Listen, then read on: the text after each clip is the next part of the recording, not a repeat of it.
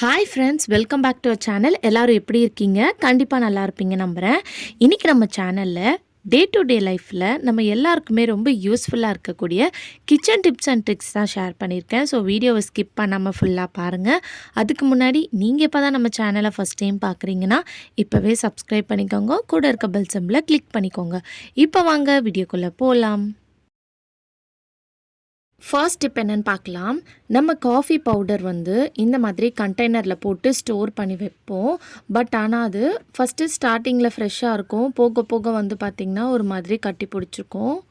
So அதுக்கு வந்து ஒரு டிஷ்யூ பேப்பரோ இல்லைனா இந்த மாதிரி காட்டன் கிளாத் எடுத்துக்கோங்க. அதில் கொஞ்சமாக அரிசி போட்டுட்டு இந்த மாதிரி ஒரு மூட்டை மாதிரி கட்டி டைட்டாக வந்து ஒரு ரப்பர் பேண்ட் போட்டுக்கோங்க. இந்த மாதிரி ரப்பர் பேண்ட் போட்டுட்டு இதை வந்து நீங்கள் ஸ்டோர் பண்ணி வச்சுருக்க கண்டெய்னரில் போட்டு வச்சு பாருங்கள். அதோட ஸ்மெல்லும் நல்லாயிருக்கும், வாசனையும் நல்லாயிருக்கும். அது ஒரு மாதிரி கட்டை பிடிச்சிக்கும் பாருங்கள். அந்த ப்ராப்ளமும் இருக்காது. ஸோ இந்த டிப்பை தான் நான் பர்சனலாக ஃபாலோ பண்ணிட்டு வந்துட்டுருக்கேன். எனக்கு ரொம்பவே யூஸ்ஃபுல்லாக இருக்குது. நீங்களும் வந்து ட்ரை பண்ணி பாருங்கள். அடுத்த டிப் என்னென்னு பார்க்கலாம். நம்ம பச்சை மிளகா வந்து வாங்கிட்டு வந்த உடனே எப்போவுமே வந்து அப்படியே ஸ்டோர் பண்ணி வைக்காதீங்க. அதோட காம்பெல்லாம் எடுத்து தூக்கி போட்டுட்டு அதுக்கப்புறமா ஒரு டிஷ்யூ பேப்பர் போட்டுட்டு ஒரு கண்டெய்னரில் போட்டு ஸ்டோர் பண்ணி வச்சு பாருங்கள். ரொம்ப ஃப்ரெஷ்ஷாக இருக்கும். இப்போ இந்த நம்ம காம்பை எடுத்திருக்கோம் இல்லையா, அந்த பச்சை மிளகாவோட காம்பை, இதை வந்து தூக்கி போடாதீங்க. இதை நீங்கள் நிறைய விஷயத்துக்கு வந்து பார்த்திங்கன்னா நீங்கள் ரீயூஸ் பண்ணிக்கலாம். இப்போது இன்றைக்கி இந்த வீடியோவில் நம்ம இதை எதுக்கு யூஸ் பண்ண போகிறோன்னு பார்க்கலாம். ஒரு பாத்திரத்தில் கொஞ்சமாக அந்த காம்பை நான் போட்டிருக்கேன். இது கூட வந்து மஞ்சத்தூள் வந்து கொஞ்சமாக சேர்த்துக்கோங்க. இது கூட வந்து ஒரு 1.5 கிளாஸ் அளவுக்கு தண்ணி வந்து நான் சேர்த்துக்க போகிறேன். இதில் வந்து தண்ணி சேர்த்ததுக்கப்புறம் கேஸ் ஸ்டவ்வில் வச்சு இதை நல்லா வந்து பாயில் ஆக விடுங்க. ஸோ இது நல்லா கொதித்து அந்த பச்சை மிளகாயில் இருக்கிற எசன்ஸ் எல்லாம் வந்து பார்த்திங்கன்னா அந்த தண்ணியோட வந்து மிக்ஸ் ஆகணும், அந்த காம்பில் இருக்கிற எசன்ஸ்லாம். அதுக்கப்புறம் தண்ணியை வந்து நல்லா சூடு ஆறுனதுக்கப்புறம் ஒரு ஸ்ப்ரே பாட்டிலில் வந்து ட்ரான்ஸ்ஃபர் பண்ணிக்கோங்க. இது எதுக்குன்னு பார்த்திங்கன்னா நம்ம வீட்டில் எறும்பு தொல்லை இருக்கும். ஸோ அந்த இடத்துலலாம் வந்து இந்த தண்ணியை வந்து நீங்கள் ஸ்ப்ரே பண்ணி விடும்போது உங்களுக்கு எறும்பு தொல்லையிலேருந்து நீங்கள் அவாய்ட் பண்ணிக்கலாம். இந்த டிப் வந்து பார்த்திங்கன்னா கண்டிப்பாக ரொம்ப யூஸ்ஃபுல்லாக இருக்கும். ட்ரை பண்ணி பாருங்கள்.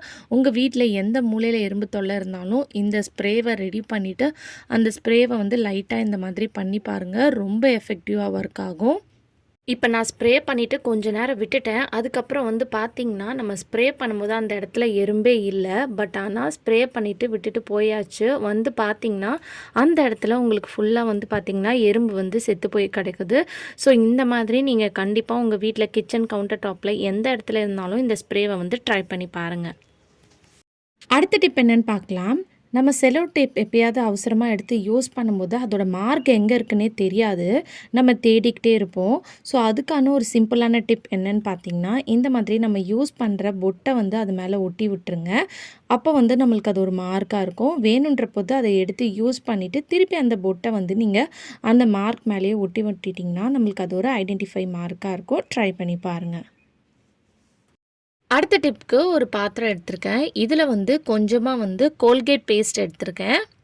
இது கூட வந்து நீங்கள் வினிகர் இருந்தால் சேர்த்துக்கோங்க. இப்போ என்கிட்ட வினிகர் இல்லை, அதனால் நான் கொஞ்சமாக வந்து தண்ணி சேர்த்துக்கிறேன். இதில் வந்து கொஞ்சமாக 1 ஸ்பூன் அளவுக்கு மட்டும் நீங்கள் தண்ணி சேர்த்தா போதும். இதை சேர்த்துட்டு நல்லா அந்த ஸ்பூனை வச்சு இந்த மாதிரி மிக்ஸ் பண்ணி விடுங்க. இது வந்து நம்மளுக்கு ஒரு க்ளீனிங் பர்பஸ்க்கு தான் நம்ம வந்து யூஸ் பண்ண போகிறோம். ஸோ இந்த மாதிரி மிக்ஸ் பண்ணும்போது நல்லா உங்களுக்கு லிக்விடாக ஒரு திக்காக இருக்கும். அது பார்க்கும்போதே உங்களுக்கு ஒரு க்ரீம் மாதிரி இருக்கும். ஸோ இப்போ இது எதுக்கு க்ளீன் பண்ண போகிறோம்னு சொல்லிட்டு பார்க்கலாம். நம்ம நான்வெஜ் சமைக்கிற டைம்லலாம் நம்ம கேஸ் ஸ்டவ் வந்து பார்த்திங்கன்னா ரொம்ப எண்ணெய் பிசுக்காக அங்கங்கே இருக்கும். அது மட்டும் இல்லாமல் சில டைம் நம்ம வந்து ஒரு 1 வீக் வந்து அந்த கேஸ் ஸ்டவ் வந்து நீட்டாக மெயின்டைன் பண்ணலனா கூட ரொம்ப அழுக்கு படிஞ்சு போயிருக்கும். ஸோ இந்த மாதிரி ரொம்ப ஸ்ட்ரெயினாக இருக்குன்னா இந்த டிப்பை ட்ரை பண்ணி பாருங்கள். நீங்கள் கை வலிக்கெல்லாம் தேய்க்கணும்னு அவசியம் கிடையாது. ஈஸியாக வந்து பார்த்திங்கன்னா நீங்கள் க்ளீன் பண்ணி எடுத்துடலாம். நம்ம ரெடி பண்ணி வச்சுருக்க அந்த பேஸ்ட்டை வந்து ஒரு டூத் ப்ரஷ் வச்சு இந்த மாதிரி அப்ளை பண்ணி விடுங்க. உங்ககிட்ட டூத் ப்ரஷ் இல்லைன்னா நீங்கள் ஸ்பாஞ்சை வச்சு கூட நீங்கள் லைட்டாக மேலே வந்து அப்ளை பண்ணி விட்டுக்கலாம். ஸோ இது வந்து நம்ம கை வலிக்க தேய்க்கணும்னு அவசியமே கிடையாது. உங்கள் கேஸ் ஸ்டவ் ஃபுல்லாக வந்து நம்ம ரெடி பண்ணி வச்சுருக்க அந்த லிக்விடை வந்து இந்த மாதிரி அப்ளை பண்ணி விட்டுருங்க. இந்த மாதிரி அப்ளை பண்ணிவிட்டு ஒரு 10 மினிட்ஸ் மட்டும் அதை அப்படியே வந்து விட்டுருங்க. ஒரு 10 மினிட்ஸ்க்கு அப்புறமா லைட்டாக ஈரமான டவலாக வந்து நீங்கள் தொடச்சி பாருங்கள். நல்லா பளிச்சுன்னு க்ளீனாக இருக்கும். ஸோ நீங்கள் கை வலிக்க எந்த ஒரு தேய்க்கணுன்ற அவசியமே கிடையாது. இப்போ வீடியோவில் பார்க்கும்போதே உங்களுக்கு டிஃப்ரென்ஸ் வந்து நல்லா தெரியும். ஸோ பாருங்கள் ஃபஸ்ட்டு எந்த அளவுக்கு என்ன பிசுக்கா கரையாக இருந்ததுன்னு சொல்லிட்டு.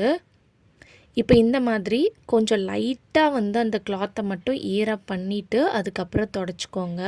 தொடச்சிட்டு அதுக்கப்புறம் திருப்பி ஒரு ட்ரையான கிளாத்தை வச்சு நீங்கள் தொடச்சி விட்டாலே போதும். உங்கள் கேஸ் ஸ்டவ் வந்து நல்லா புதுசு மாதிரி பளிச்சுன்னு மாறிடும். நம்ம மெயினாக நான்வெஜ் சமைக்கிற டைம்லலாம் நம்ம கேஸ் ஸ்டவ்வில் ஃபுல்லாக எண்ணெய் பிசுக்காக இருக்கும். அந்த டைமில் இந்த டிப் ரொம்ப யூஸ்ஃபுல்லாக இருக்கும். ட்ரை பண்ணி பாருங்கள். அடுத்த டிப்க்கு நான் ஆரஞ்சு பழம் தோல் தான் எடுத்திருக்கேன். நம்ம ஆரஞ்சுலாம் ஜூஸ் போட்டதுக்கப்புறம் அந்த தோலை வந்து தூக்கி போடாதீங்க. இந்த மாதிரி எடுத்து வச்சுட்டு அதை நல்லா காய வச்சுருங்க. காய வச்சுட்டு அதுக்கப்புறம் அதை பவுட்ரு பண்ணி எடுத்துக்கலாம். நிறைய விஷயத்துக்கு வந்து பார்த்திங்கன்னா யூஸ் பண்ணிக்கலாம். இப்போ நம்ம ஃப்ரிட்ஜில் வந்து பார்த்திங்கன்னா நம்மளுக்கு நிறைய வந்து பொருள் வந்து வச்சுருப்போம். அதுலேருந்து வந்து என்ன தான் நம்ம க்ளீன் பண்ணி மெயின்டைன் பண்ணாலும் ஒரு பேட் ஸ்மெல் வந்து பார்த்திங்கன்னா வந்துக்கிட்டே இருக்கும். அதை அவாய்ட் பண்ணுறதுக்கு இந்த டிப்பை வந்து ட்ரை பண்ணி பாருங்கள். ஒரு காட்டன் துணி வந்து எடுத்திருக்கேன். நீங்கள் காட்டன் துணி இல்லைனா டிஷ்யூ பேப்பர் கூட எடுத்துக்கலாம். இப்போ இதில் வந்து ஒரு ஸ்பூன் அளவுக்கு பேக்கிங் சோடா சேர்த்துக்கோங்க. இது கூடிய வந்து ஆரஞ்சை வந்து நம்ம காய வச்சுருந்தோம் இல்லையா அந்த தோல், அதை வந்து நல்லா பவுட்ரு பண்ணி அந்த பவுட்ரை வந்து இதில் சேர்த்துக்கோங்க. இது கூடிய வந்து கொஞ்சமாக வந்து மஞ்சத்தூளும் வந்து நான் சேர்த்து வச்சுருக்கேன். இதை நீங்கள் நிறைய விஷயத்துக்கு வந்து பார்த்திங்கன்னா க்ளீனிங் கூட யூஸ் பண்ணிக்கலாம். இப்போ இதை வந்து ஒரு மூட்டை மாதிரி இந்த மாதிரி கட்டிக்கோங்க. கட்டிட்டு ஒரு ரப்பர் பேண்டை வந்து நல்லா டைட்டாக போட்டு விட்டுருங்க. ஸோ இந்த மாதிரி போட்டு விட்டுட்டு நீங்கள் ஃப்ரிட்ஜில் வச்சு பாருங்கள். இந்த பேக்கிங் சோடா வந்து உங்கள் ஃப்ரிட்ஜில் இருக்கக்கூடிய பேட் ஸ்மெல்லை எடுத்துரும். நம்ம சேர்த்துருக்க ஆரஞ்சு பவுடர் வந்து உங்கள் ஃப்ரிட்ஜில் வந்து நல்ல ஒரு ஸ்மெல் வந்து பார்த்திங்கன்னா கொடுக்கும். இதை வந்து நீங்கள் ஃப்ரிட்ஜ்குள்ளே இந்த மாதிரி ரேக்லேயும் வச்சு விடலாம்.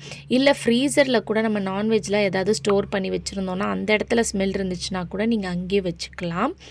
அதே மாதிரி ஃப்ரிட்ஜில் வந்து நம்மளுக்கு அப்பப்போ வந்து பார்த்திங்கன்னா அந்த ஐஸ் கட்டி பிடிச்சிட்டே இருக்கும். அதுக்கான ஒரு சூப்பரான டிப் என்னன்னு பார்க்கலாம். ஒரு பாத்திரத்தில் கொஞ்சமாக உப்பு எடுத்திருக்கேன். இந்த உப்பு கூட வந்து கொஞ்சமாக வந்து எண்ணெய் சேர்த்துக்கோங்க. சேர்த்துட்டு இதை வந்து நல்லா வந்து மிக்ஸ் பண்ணிக்கோங்க. இந்த ரெண்டுத்தையும் சேர்த்து நல்லா மிக்ஸ் பண்ணிக்கோங்க. இதை வந்து நம்ம ஃப்ரிட்ஜில் தான் வந்து ஃப்ரீசரில் வந்து வைக்க போகிறோம். நம்ம ரெடி பண்ணி வச்சுருக்க இந்த மூட்டையும் இந்த உப்பும் எண்ணெயும் போட்டு மிக்ஸ் பண்ணியிருக்கோம் பாருங்கள். இது ரெண்டுத்தையும் உங்கள் ஃப்ரிட்ஜில் கொண்டு போயிட்டு ஃப்ரீசரில் வைக்கணும். அதுக்கு முன்னாடி உங்களுக்கு எப்போ பார்த்தாலும் ஐஸ் கட்டி பிடிச்சிக்கிட்டே இருக்குன்னா 2 நாளைக்கு ஒரு வாட்டி டீஃபாரஸ்ட் மோட் வந்து கொடுத்துருங்க. இது வந்து ஃப்ரிட்ஜ் ரிப்பேர் பண்ணுற ஒரு கடைக்காரர் சொன்ன விஷயம்தான்.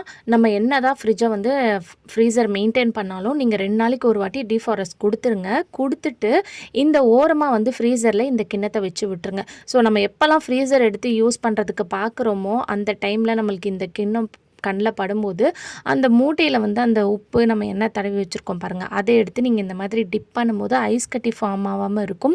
அதே மாதிரி அந்த மூட்டையில் நம்ம வச்சுருக்க அந்த பேக்கிங் சோடா ஆரஞ்சுலாம் அதில் ஏதாவது பேட் ஸ்மெல் இருந்தால் அதையும் வந்து ரிமூவ் பண்ணிவிட்டு உங்களுக்கு அந்த ஆரஞ்சு தோல் பவுட்ரு வந்து நல்ல ஒரு ஸ்மெல் வந்து பார்த்திங்கன்னா உங்களுக்கு ஃப்ரீசரில் கொடுக்கும்.